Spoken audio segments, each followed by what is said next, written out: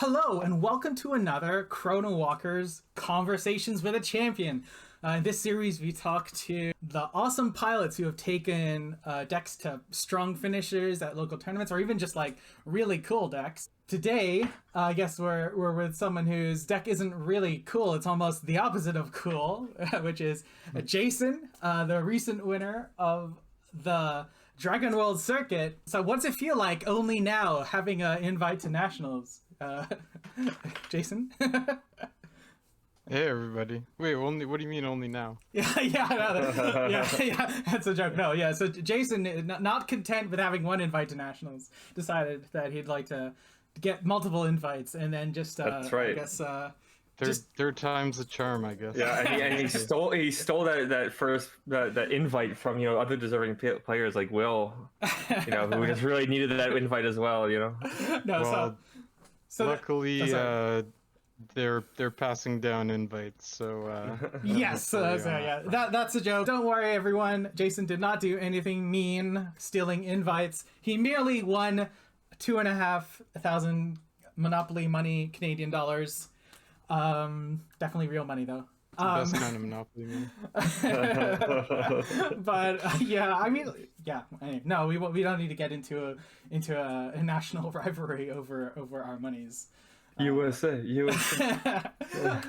Yeah, so just for a little bit of I guess background, yeah, those invites are taking people to the Days of Beckoning, which is going to be the World Championship for Genesis. We're going to have players from Germany, players from England, as well as from North America. And that's going to be on November 19th and 20th at the Waves Gaming Arena in Toronto, Canada. So you're going to have to use some of that Monopoly money, Eric. So, haha, sir. But anyway. It'll be easy because my money will go so far, If I might add, this venue looks awesome. It's going to be a really good time. Oh yeah, 100%. Cool. So let's get into it. We've heard enough of the Chronowalkers voices. Let's talk to the actual interesting person in the room. So Jason, how did you get into Genesis? So I first heard about it through Infinity Games, which is a card store out in BC, actually. I had been off and on playing some Flesh and Blood and MetaZoo with them, and then I found out about Genesis. They did a learn to play event, and I instantly fell in love and started playing. I was watching one side of the coin and exploring the libraries a bunch, and I started going out to Dragonworld and Heads or Tails and meeting some of the community and getting a hold of the game. What made Genesis stand out to you? Like, what was the hook for you personally? So I used to play a lot of Warcraft 3 and Diablo and stuff, so I was already into the whole champion and summons and stuff like that. And I thought the whole positioning and awareness and complexity to the game is really what drew me to it, to be honest. Yeah, I mean, we're right there with you. That's yeah, same here. Yeah, that's right.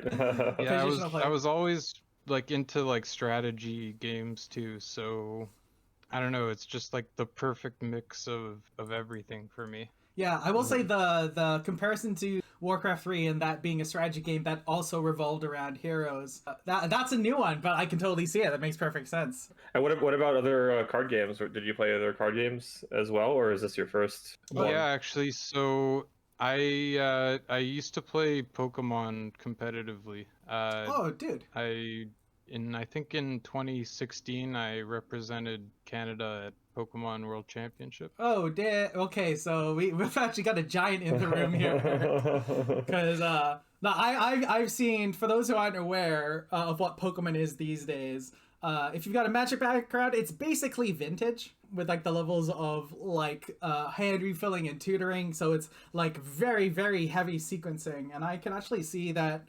Well, it's not exactly the same, that helping with the tactical gameplay of Genesis as well, being really good on your sequencing. Yeah, absolutely. Order of operations is a big thing in Pokemon, so it's definitely translated into Genesis as well.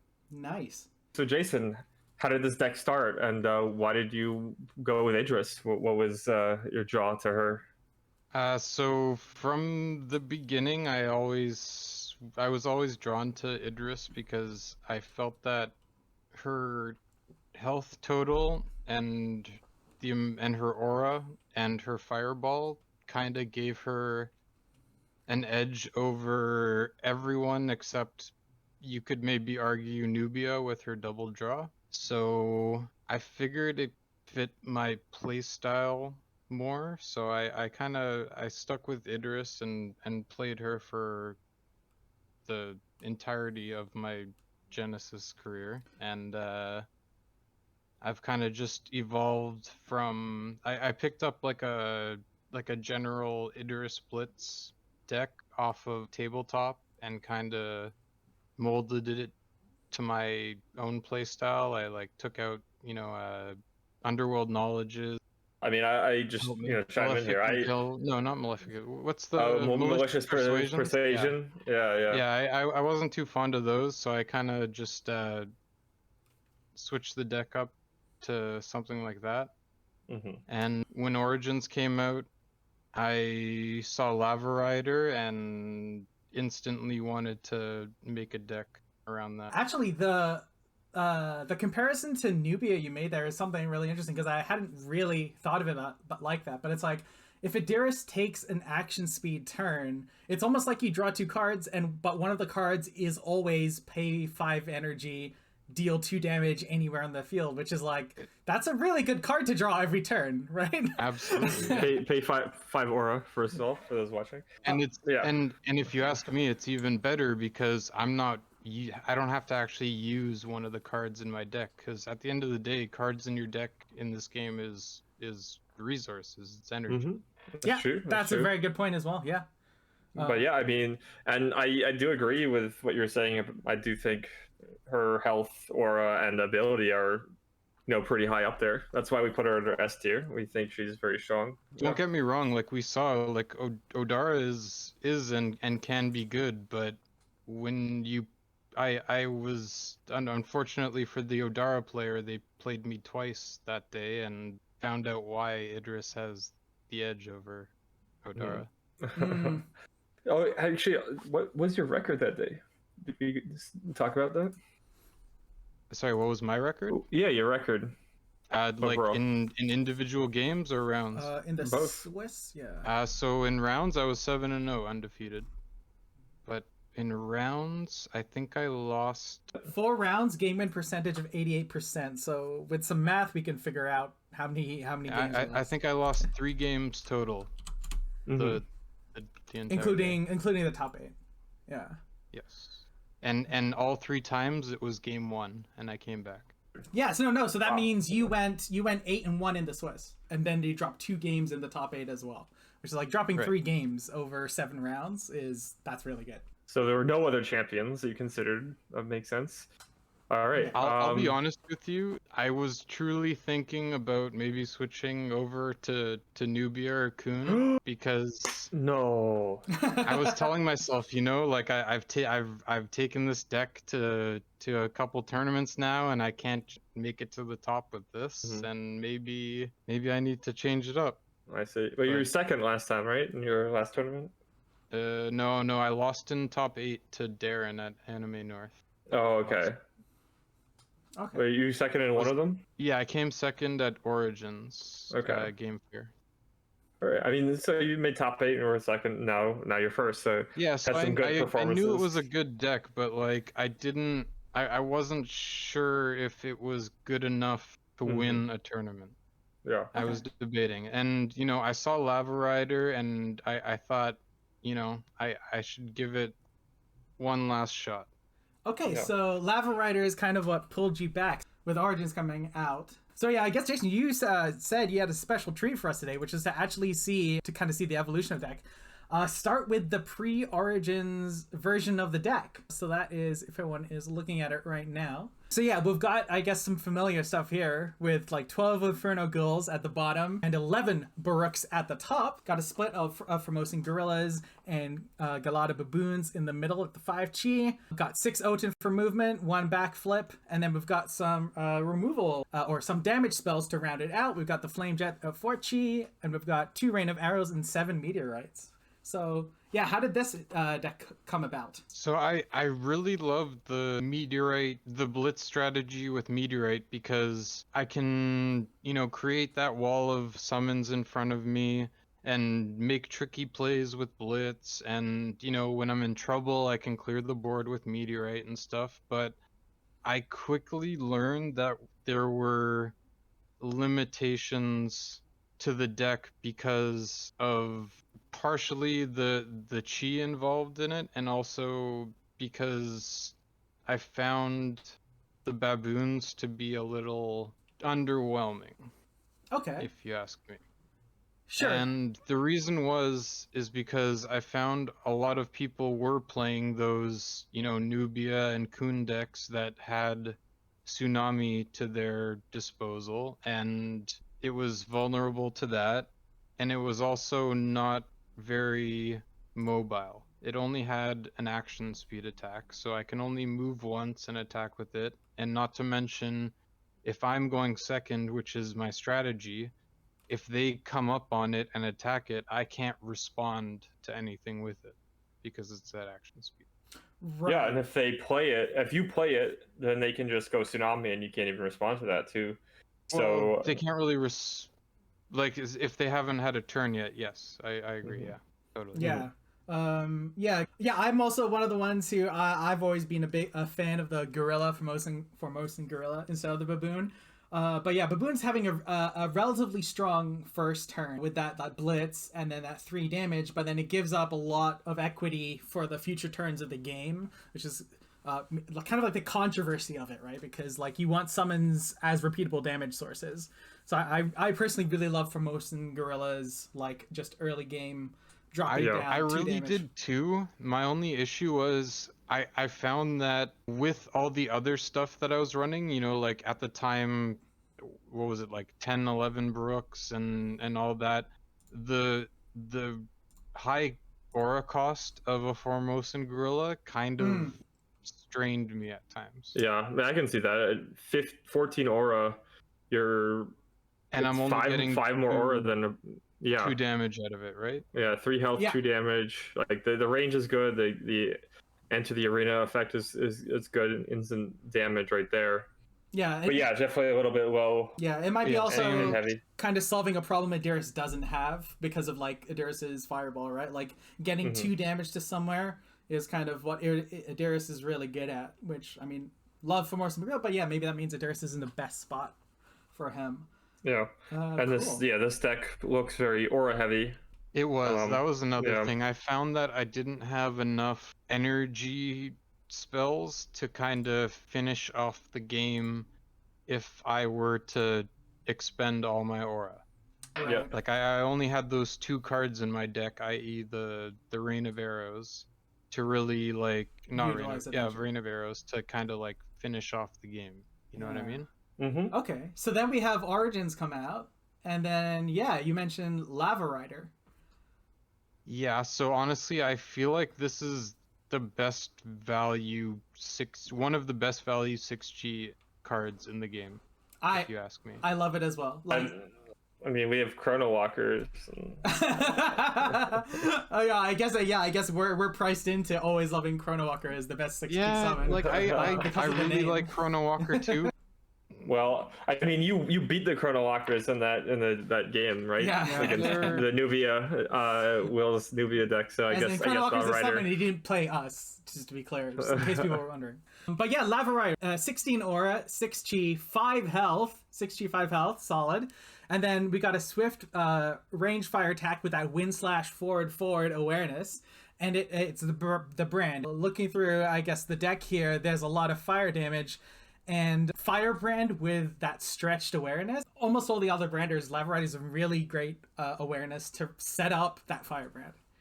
Yeah, like don't get me wrong, no one can deny like the power of a sneaky Brook, but at the end of the day, having having a card that has the same amount of health and like can attack an extra spot away, so it can move twice like Brook can, but it can also attack one spot further.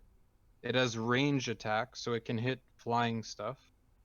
And it has brand, which is the biggest thing to my deck because not only does it synergize with, so like as I was saying earlier, like a Brook has attack 4, but so that 4 attack plus my fireball is 6 damage. Whereas if I hit with Lava Rider, sure it only does 3, but now it gives my fireball 3. Yes, to that So target. I'm getting the same 6 damage, but I've only used a 6G card now. Yeah, And I can make the rest of my deck more consistent. and like Yeah, that's pretty good. That's very important. And we saw in the game, like one time I saw Will do a wind slash bolt shot just to finish on a lava rider. He was that scared of it. So Yeah. these things can be And scary, especially not with all only that fire that, damage. but like if I do hit with this Lava Rider, now my Brook hits for 5 instead of 4. My Inferno Ghoul hits for 3 instead of 2. My Fire Strike hits for 2 instead of 1, like etc. Yeah. yeah. So it buffs my like half of my deck basically. Yeah, so and that's why you kind of like are moving away from the Idris Blitz name and going to Idris Fires. Yeah, that's the thing. Like when they said like Idris Blitz 1, like I was thinking to myself like, is this really Blitz anymore? Yeah, I guess people don't know that anything other than Idris Blitz. It's all they've known for the last like what 4 years. Obviously an element of Blitz in my deck, but it's not the main focus anymore. The only summon we haven't talked about right now is that Pain Imp. So do you want to say a little bit about this guy? So the Pain Imp kind of goes back to what I was saying about my reliance on Aura. So I felt that, you know, like the volley of arrows and, in the past rain of arrows, like in end game when I'm low on Aura, something like a Pain Imp can be really valuable to me. Even just, for turn advantage or to block off a spot, so that I can't be attacked by something, or there's a lot of ways that can help you Yeah, I can at the see end of that. the game when you don't have that 6 aura to pay for an Inferno Ghoul. You'd rather save it for a Fireball. There are times playing Idris Blitz where you just don't play your Inferno Ghouls because that's less damage that you can deal. And also, you mentioned, in the previous deck that you have 2 energy spending damage dealers, and now you're up to 6, right? With the 2 Malefic Impalements, 3 Volley of Arrows, and 1 Knockback, all of which Right. are new cards from Origins. So yeah, it seems like Origins had a massive effect on your deck with the Lava Riders and those 3 cards. Well, absolutely, because now those energy cards that, round out my deck and I can end the game if I'm low on aura, these new cards I can hit from even farther away than what I used to be able to do. And the whole strategy of my deck is hide in the corner and let my fireball and my minions do the work, Yeah, that makes sense. With Fireball, Malefic Impalement, Meteorite, and Volley of Arrows, you have the longest range in the game. But yeah, no, I actually I love the volley of arrows include getting more energy spenders in here. Absolutely.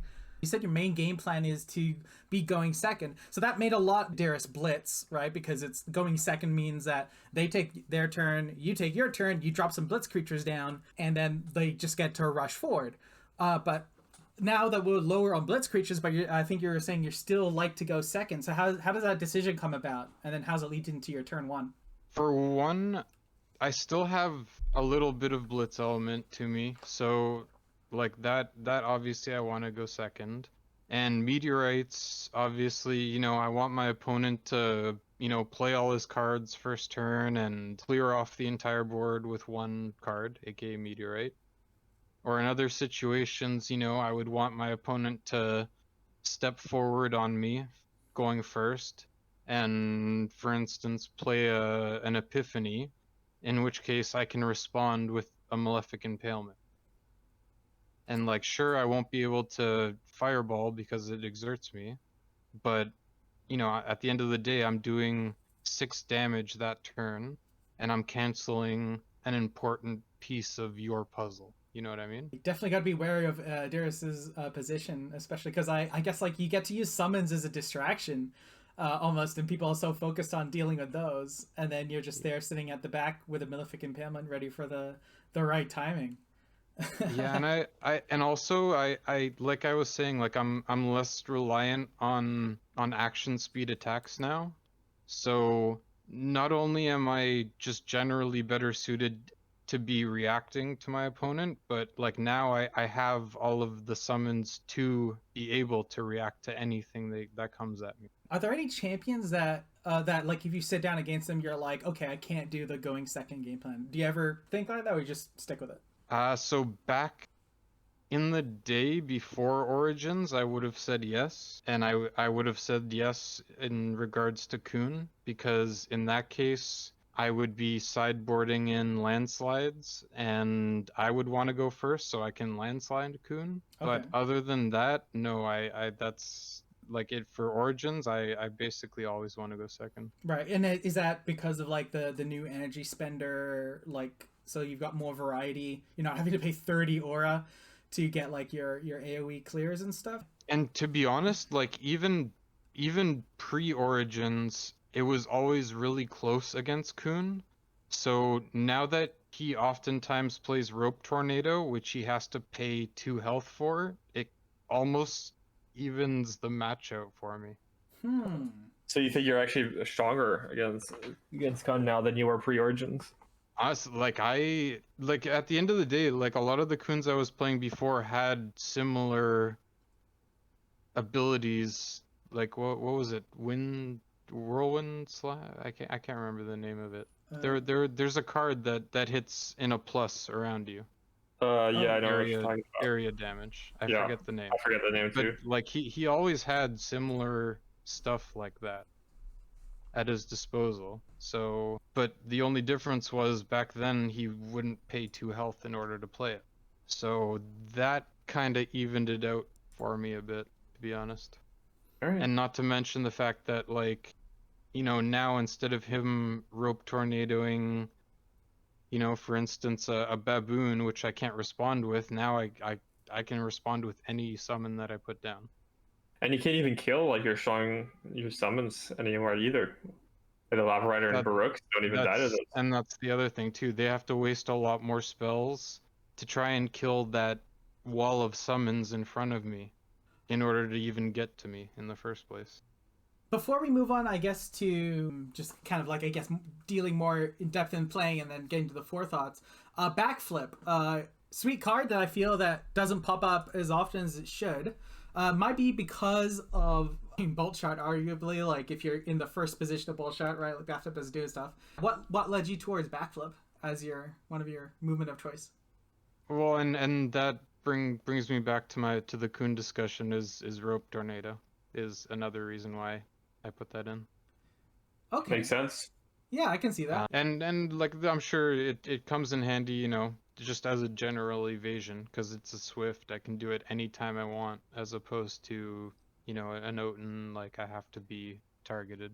Basically, like any area effect that's not the entire board, like I might have a chance to get out of as well. But actually, there is one question I'd like to talk about. Is so you mentioned right that backflip was kind of in response to like Con and Rope Tornado and stuff like that. But are there any other cards that are basically just meta considerations that you would probably try to change up given a different meta? Now that I think about it, I almost would consider, like I would want to test it first, but I'm considering switching the backflips for knockback instead. Does that mean knockback? You like kind of surprised yourself? Yeah, like, it was actually how I well really liked the knockback because a lot of times I have, the Inferno ghouls or what have you on each side of me. So if something's gonna come in and attack, it's often to my face. And with knockback, I'm essentially doing the same thing I wanted to do, unless you're bolt shotting, of course. But like I'm moving you away from me instead of moving away from you, and then on top of that, I'm doing 2 damage to you instead of not doing any damage. And then on top of that, it costs 2 less energy than backflip does. Right. So I'm preserving the resources that I need. Yeah, a lot of positives to that. Plus, it can knock an opponent back into a volley of arrows range. You can also use it when your back is against the wall, Yeah. so to speak. Theory, I could use it, make my Lava Rider or Brook go, move 1 spot further if it needs to. Well, because you cut your malicious persuasions, and so it could be like a bad malicious persuasion, I guess. Exactly, yeah.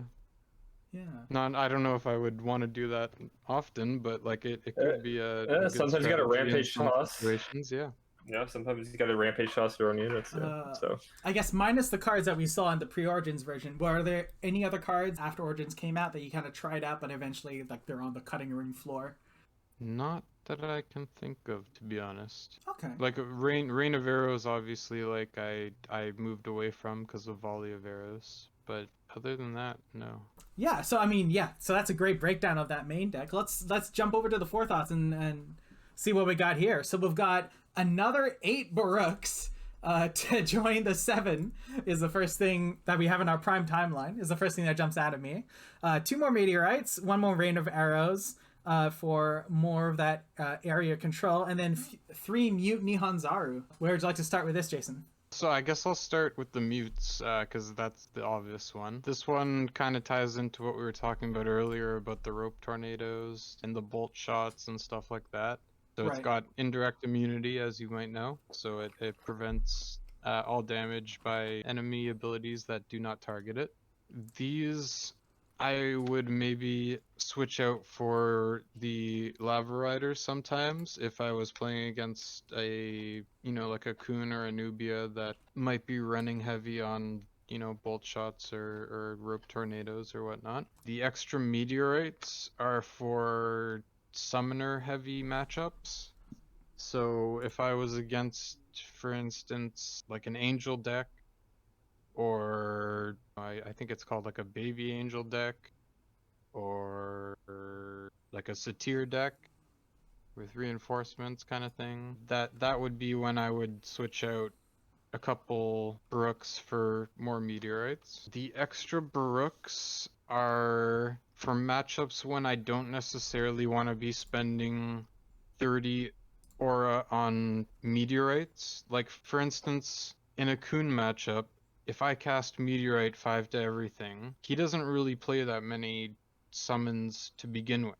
Yeah. So not only am I doing 5 to him, but I'm doing 5 to myself, and that kind of takes away from me if he decides to, jump in my face and throw 4 bolt shots at me. And if you can like buy the time for the turns, that 30 aura could have literally been 12 damage to a Kun if you can find a way just to survive and use your fireball every turn. Yeah. So you just take out your AoEs and bring in your Baruchs against those fighter matchups, stuff like that. Exactly. So I have more of a wall of summons in front of me, and I have more ways to react to what they do with blitz and everything. And of course, the wall of summons is usually pretty good against fighters, except of course Khan, because he just flies over them and ignores it. Well, yeah, but even still, like at the end of the day, like I said, I'm going second. So like if he jumps into my Baruchs and then rope tornadoes, with any luck, I'll at least get 1 response in. It'll be my turn, and then I can just drop more Baruchs and then instantly go at him. You know what I mean? Mm-hmm. Yeah, fair enough. When you're sideboarding, do you always do like 1 for 1? Yeah, did you always just take out the Lava Riders for the mutes? Yeah. And just to be honest, I only used the mutes once the entire day. Okay. Okay. And I can't remember when it was, but I took out 2 Lava Riders and I put in 2 mutes, and that was it. Okay. Fair enough. Did you find players trying to steal that second place position? To be honest, no, I did not. Most people, when they win that coin flip or dice roll or whatnot, like they instantly say, I want to go first. You go right ahead. Yeah, I mean, and this is something I've been trying to think about, because you say you're better going second, which I am not going to dispute that. but other champions are much better going first than second. I know the deck I played was way better going first and second. Trade off, right? Because they might be stronger and you might be stronger. You know, if they were first and you're 2nd. So just something to think about. If they're so weak going second, maybe you want to go first. Have you ever thought about that? Or you're just always second. I honestly, I always just try to go second, but if I am, like, if that were to ever happen, I have so many, like, because of my blitz and my fireball, I have so many sneaky ways to steal, like, the turn advantage. Like, for instance, like, with Kuhn and Nubia, they want to drop down, like, Cobbuses. And, like, it's not just because they think Cobbuses is strong, it's because they're playing that Spellslinger deck, and they need Cobbuses on the board for turn advantage. So if I can just, take out a Cobbus real quick with my Fireball and take away their turn advantage, and then in the same turn, like, drop some Brooks and yada yada, like that kind of messes with them too. So yeah, thanks for that awesome review of the Forethoughts, and again being on the draw.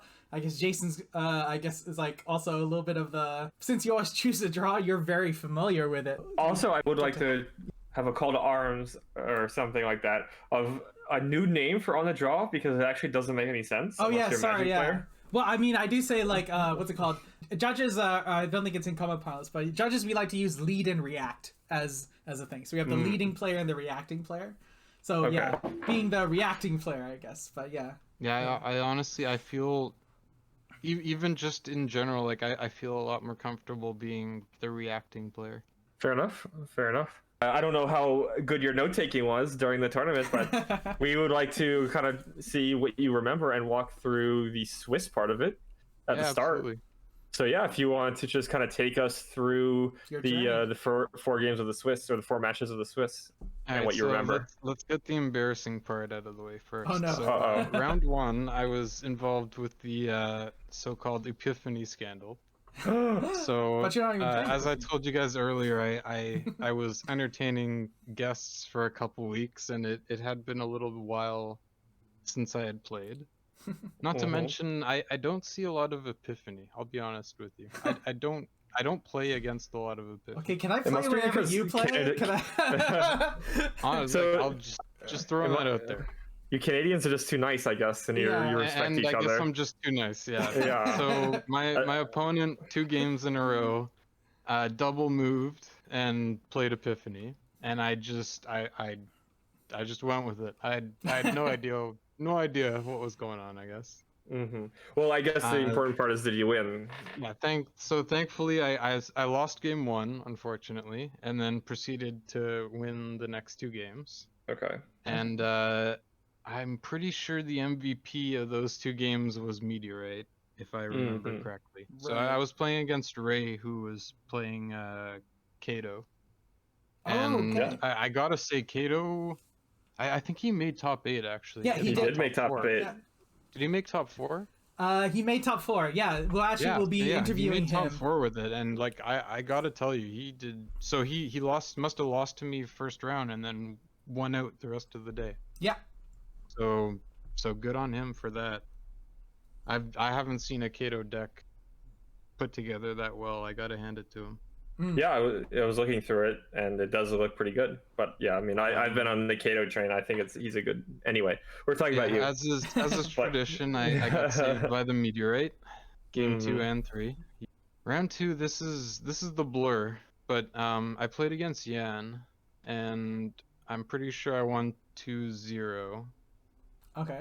Yeah. I think we figured out that you only took 1 loss in the Swiss. So. Yeah, right. So forgive me, I can't remember what I think he was on Minot or Minot. Right. I knew it was an Origins one. Yeah, I remember I to be honest, I don't remember that one very well, and I don't think it was on stream because I tried to find it.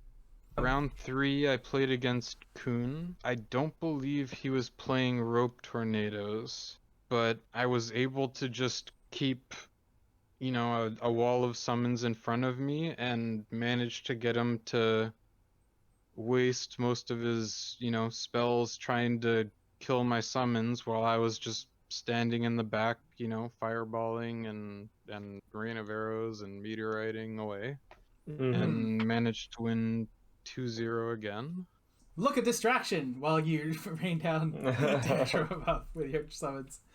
Round 4, I played against the Odara deck. Ooh, so that player also made who was up until then, I believe. You must have been undefeated. Yeah, so he was 3-0 undefeated. Yeah. But unfortunately, we're, as you know, we're the same affiliations, but I got the fireball, and that seemed to be the factor. Not to mention he starts out with 21 HP, I believe it is. Right. So you got a 4 HP lead, plus I guess the fireball really messes with the spur ability of Odara. Yeah, because by the time like our armies clash, so to speak, like I'm already maybe even like 6 or 8 HP ahead of the game. You know what I mean? Yeah. He had a really good deck. I'll tell you that much though. Yeah. It was, at least in the Swiss, he played really well against me. Yeah. But unfortunately, I got paired up with him again in top 8. So in that matchup, I kind of just drew really well and.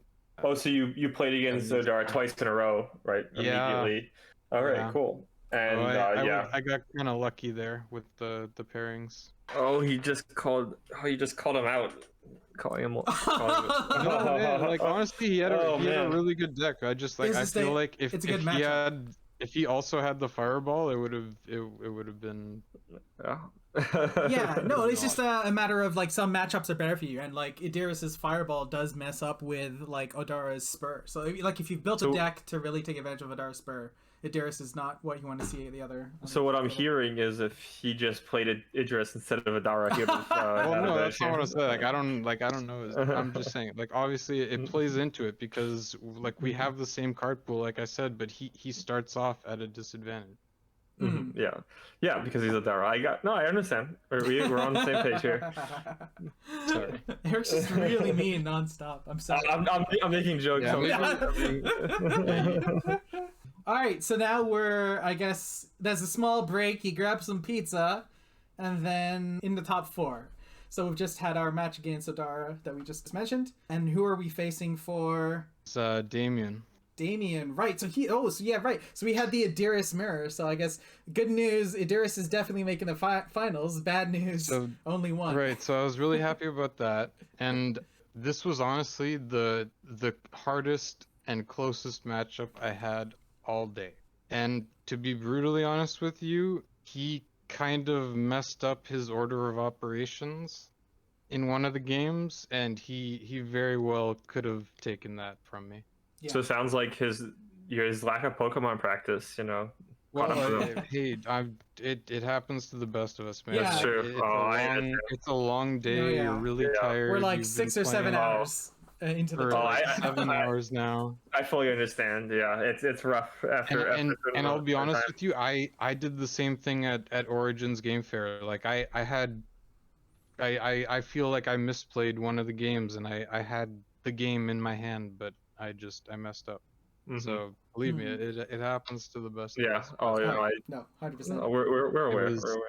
It's one of those, one of those moments where like, it puts the fire in your heart, and you're like, okay, next time I'm gonna come back and I'm not gonna make that mistake, and maybe next time it'll be his turn to win. Yeah, no, absolutely. I think it's really great to mention that, Jason, because I think like it's how we deal with our failures. It's what makes us stronger. So like obviously, yeah, it sucks. Like don't want to diminish that, but yeah, like shaking it off and just trying to use it as a learning experience and then moving forward, definitely the best mindset to go with.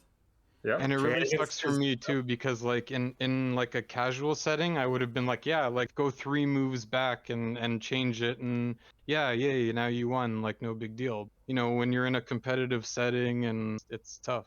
For anyone who's got a ticket to nationals, bring some granola bars. I'm telling you, maybe some bananas, like that slow release. Like, not even joking. Just like that slow release energy stuff that's going to keep you going for as long as you can. Because it is not a 100-meter dash. It is absolutely a marathon. It's going to be over 2 days. So 2 marathons. So top 4, he took game 1. Game 2, Right. he probably should have won, but he misplayed and I ended up taking it.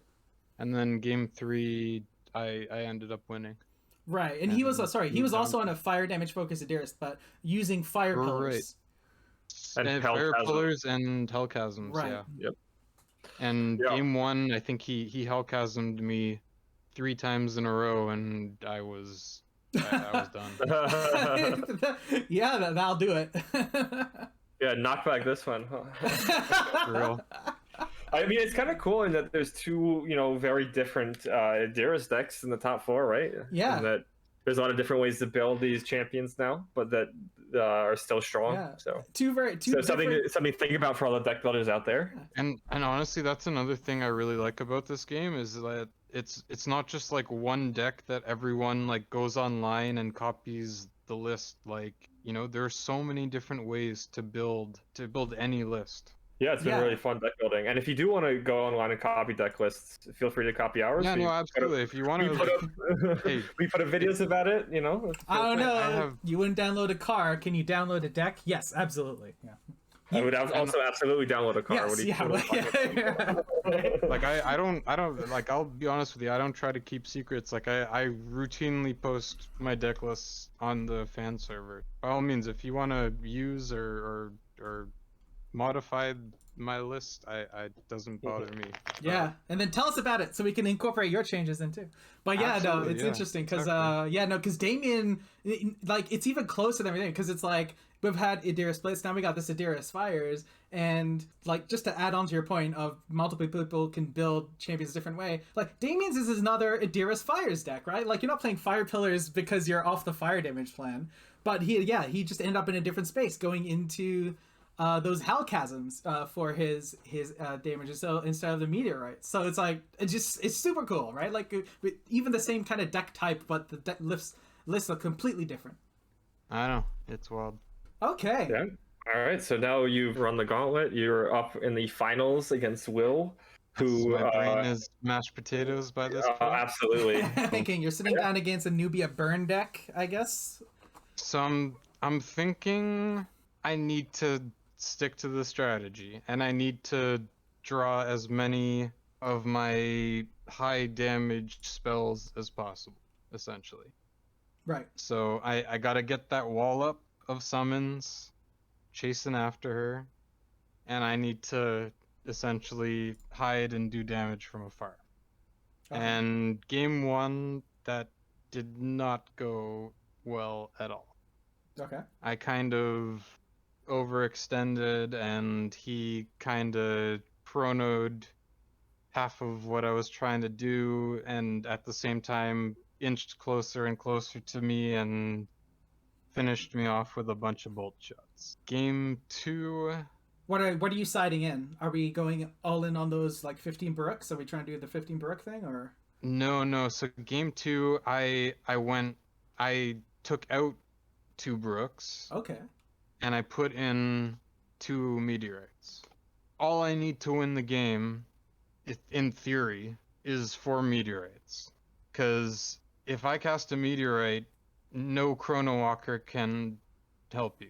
If I summon a Brook and go in to try to attack you, you can Chronowalker out of it. So I need as many high damage spells that you can avoid. Like same with volley of arrows, for instance. Like if he's still against the back wall and I cast volley of arrows directly in the center of him, unless he has 2 Chronowalkers in hand, he can't get out of that, right?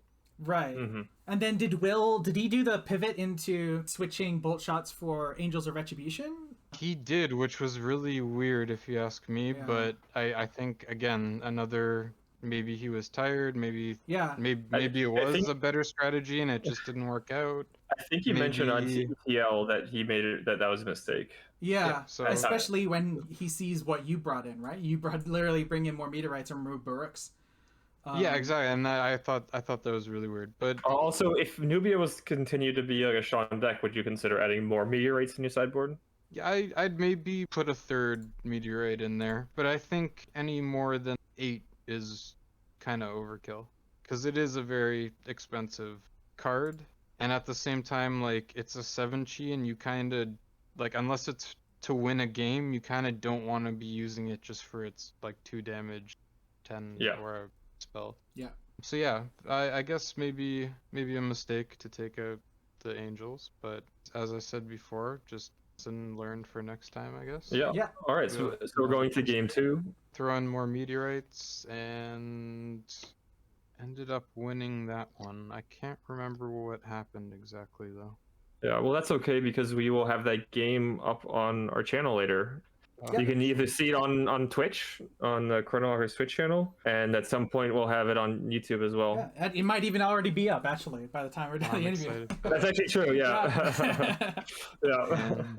And game 3, I stuck to my plan. He had to use a whole pile of chronos to evade my stuff in the beginning, and eventually it got to a point where I was running low on aura.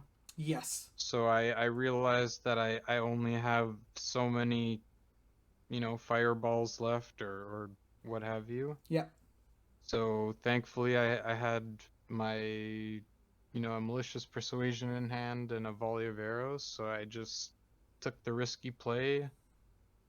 And Wait. You said malicious persuasion? Is that what you said? Malefic Impalement.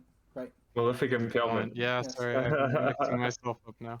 It's all good. After that last thing, yeah. So Malefic Impalement, and normally, Idris doesn't move 2 spaces, but I noticed he had used a bunch of chronos already, and his hand size wasn't too big, so I went for the gamble, and it paid off.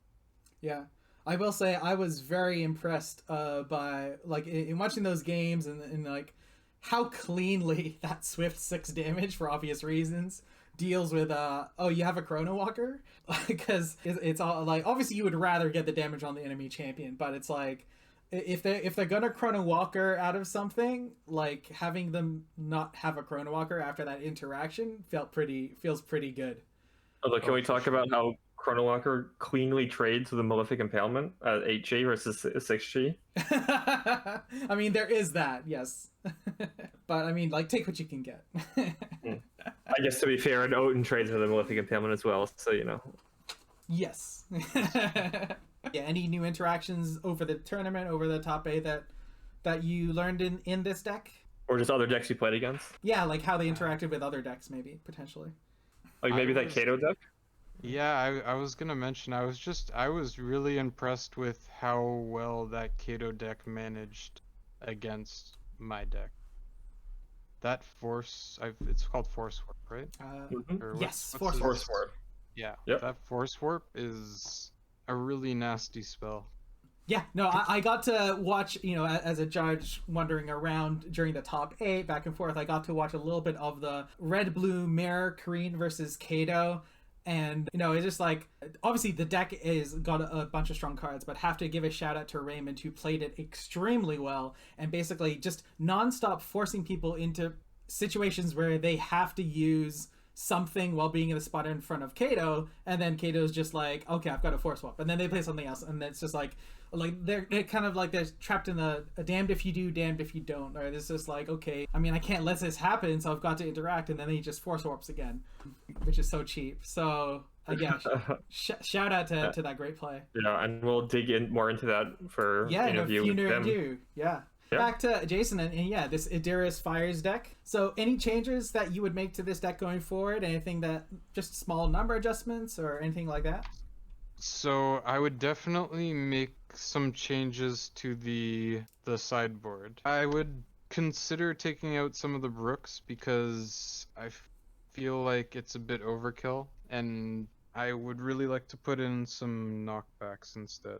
Yeah, and I think you also mentioned that was maybe an adjustment for the main deck as well, right? Like maybe less backflips, a couple more knockbacks? Right, so as I was saying, like it adds to my damage output while accomplishing the same result in most cases. Unless, of course, like it's against a bolt shot or whatnot. But it costs less and it's the same chi slot. So definitely something to think about. And I'd also maybe try and mess around with the 2 Slum Rats. That was just kind of like a late addition because I couldn't quite manipulate the chi into something else, but I'd definitely maybe look into messing around with those and taking them out. They are definitely like useful. Like I wouldn't like it's the extra HP is definitely meaningful, but I might play around with those in Yeah, some way. especially if like the meta's revolving more around this kind of Nubia burn, having that second point of toughness. It's interesting because like I remember starting with Genesis kind of treating 1 HP on summons almost the same as 2, but now as we've got like more Nubia burn decks, that second point of HP, just For yeah. sure, and like, being able to, like you said, like, walk up into Nubia's face, like with an Inferno Ghoul, all they have to do is just respond with their Swift 1, and then, Mm, my Inferno Ghoul did nothing. yeah. Whereas with the Slum Rat, now they're forced to either take that 2 or potentially 3 damage because of the Lava Rider. If they don't want to take it, they're forced to use a card out of their hand. So I kind of like that as well because of the influx of Nubias and stuff like that. But yeah, I mean, this deck does look pretty good, pretty solid. And for going forward, do you have any advice for anyone looking to pick up the deck? Get used to reacting, I guess. Yeah, get used to reacting. Honestly, I think people don't appreciate even just like, the fact that a summon is occupying a spot. Like I know like Inferno Ghoul doesn't seem like the greatest card, but you see like a champion what's the champion with the ice wall? Manat. Manat? Manat. So how much does an ice wall cost? 5 aura, or maybe 10. 5 energy, 5 aura, No. or 4 energy. Right, so for 4 energy, you are simply occupying a spot. For 2 more aura, I can have an Inferno Ghoul, which does the same thing, but also is a threat to my opponent. So like, I feel like on one hand, you want to have summons on either side of you and in front of you, like creating a wall. But in another sense, you also kind of want to be conservative about how many of your summons you're putting out at a time. This deck, a lot of people think it's like an autopilot deck because of Fireball, but you really need to pay attention to what you're doing at all times with this deck.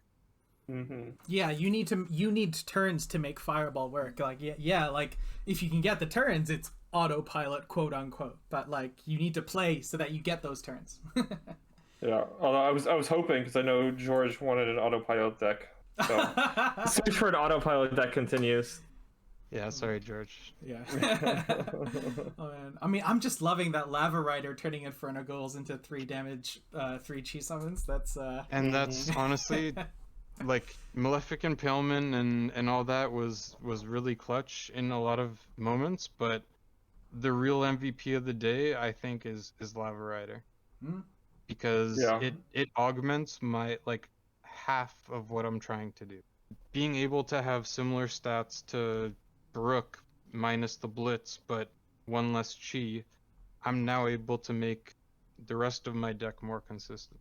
If you look at my old deck with just like straight Brooks and Meteorites and the Baboons, you have, I don't know, let's just call it like 20 cards that I would say are strong. You have the Baboons that I would say are like an average card. And you have, all of the Ghouls and the Otans to round it out. With this deck, I have 15 summons, plus the, 5 Meteorites, that's 20, plus the 3 Volleys, that's 23, 25 with the Impalements. So like a 20% increase in good cards, Yeah. so to speak. I couldn't really find any 5 cheese that I would want in here. I mean, Lava Rider does so much for this deck. Yeah. Not disagree. Yeah, I mean, it's fair. I probably glossed over Lava Rider a little too much. I did like Chrono Virus and Alta, but Lava Rider is, I think, now seeing your deck in action and having talked about it with you, I can see how it can be, so strong. I know when we did testing a while back, when the pillars were like permanent, like that getting an extra 1 damage every fireball was insane, and so I can see having the lava riders being able to get those off more often can be pretty strong. It's not just the fireball, it's the Brooks and the Inferno Ghouls, the Slum Rats, the Pain Imps, like all of it. Yeah. Would you adjust the Inferno Ghoul Pain Imp split? Like, was 2 the right amount? Do you think maybe we go to 3 or something? 3 or 4? I'll be honest with you. A lot of times, I just held the Pain Imp in my hand. Yeah. Do you think we should go all Inferno Ghoul then? Just double down? I could maybe see you doing that. Yeah. Huh? Cool. But at the end of the day, it's nice to have that safety net if you do need it. Yeah. Yeah, life or health total in Genesis, I think, is more important than most card games I've found. That's why cards like Hardy Soup are actually playable. That's why Kasha can make such good use of like Pain Imp and stuff like that, but other champions do have a hard time because like the health is so important. Yeah, I could probably see myself taking them out. Nice. And trading them for Inferno Ghouls. Cool. Because at the end of the day, I again, like I oftentimes just held it in hand and it was irrelevant. All right. Fair enough. Cool. Any final comments, I guess, to close that interview? Can't believe I finally did it. Awesome. I mean, all I wanted was, okay, so when I first started playing this game, as I said, I was watching a lot of, one side of the coin, aka Stevo. I was watching a lot of Stevo, and he seemed to like Idris so much.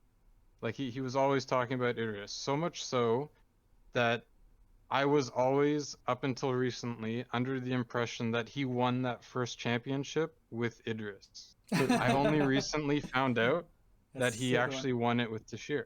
Or not Tashir, Raha. Raha, sorry. Thank you. It's okay. We forgot about Raha too. So no worries. Oh my gosh. Okay, so I only recently found out he won with Raha, which kind of blew my mind. Betrayer. And so he was also always talking, him and Will were always talking about, is Epiphany broken? And with double draw and everything in Nubia, there was all this talk. So I when I first started playing, I set out to build a deck that would beat Epiphany decks. So for the longest time, I tried and failed, and I finally put Idris on top. So nice, congratulations. I'm very happy to say Idris now has a big tournament win. Yeah. I want to test it out against an Epiphany deck, and you want to play some Coliseum of Fate at some point, I'm always down. I've got my Epiphany deck. We'll see if your deck can actually beat my Epiphany deck. That'll be kind of interesting to test out. I am curious how this deck's gonna do. It looks like it'd be strong. Idris is definitely one of my bigger fears. And also, I'm also really happy that you won too. And the reason being that Idris, Nubia, and Kun, the last 3 winners of the circuits, are also our S tier champions that we put in our tier list, proving us right. So thank you for proving us right. We appreciate it. What was there was a 4th champion that won too, though, wasn't there? Tashir. Tashir. That's going right. 4. Yeah, that's going 4 back. 4 back. That's right. The one before Tashir. That's right. I forgot because it was Germany. Yeah. Well, so honestly, that's another thing I just want to say. That's just a testament to the good game designers. Mm-hmm. Yeah. Because most games, a lot of times, like, with my experience with Pokemon, there was always that one deck that, always won throughout the year. Mm. And as you can see here, we have 4 different champions with countless different decks that have done really well. Yeah, I guess being on the judge side of things, I could say I was extremely pleased with how many, like, not from a time perspective, but from a faith in the game perspective of there was a pretty even split of games going from from games which are wins in 2 and then wins in 3. because like the reason I'm happy about that is it means that the choice of being on the play or draw isn't as deterministic, right? It's not like, oh, I'm on the play, like I'm gonna win this, and then it's like, so like if every match was going to 3, like it would kind of imply that when a deck gets to do it's being lead or react, whatever it's designed to build for, that like it wins the first game, it gets to do that, and it wins the second game, it gets to do that potentially. But the fact that we've got lots of games winning in 2 and games you want in 3 is a testament to both the importance of pilot skill as well as just like a solid game where it's not just the die roll is the end be all and end all. Yeah, and I do think pilot skill is a huge factor in Genesis, which is probably an issue because that might be a problem. But honestly, I said this before, and people disagreed with me, but I'll say it again. This game is very hard to learn, but once you like learn all of the intricacies to it, it's easy to master. Yeah. Okay. Yeah, I kind of like that. It is like simple-ish in that you move around and you play your cards, but there's a lot of like strategy to it. Practice. Get familiar with the situations that your deck brings up and then has to deal with. Mm-hmm. Absolutely. That's right. Cool. All right. Cool. All right. So thank you very much to Jason for coming out and doing this awesome interview with us. Thanks to Dragonworld for hosting the circuit, which is a great so much, fun event. And thanks to Shenanigans for head judging it. And thanks to everyone who set up the streams and everything. That was really cool. Oh yeah, I guess I kind of helped out with that too. Hey, Chronowalkers. Hey. But I will say, while I was a head judge, I was not the head judge for the event because there's Too kind late. You are the head judge now. No, there's head judge the title, and there is only one head judge at a tournament because you can't have 2 people disagreeing. Well, of the 3 people here, you're the head judge. Okay, I guess that's true. All right. Well, yeah. Thank you to everyone. Hopefully that was an enjoyable interview, and see you next time. Thank you for having me. I appreciate it. Thanks for coming. I will see you later. Peace. Hey. Peace. All right.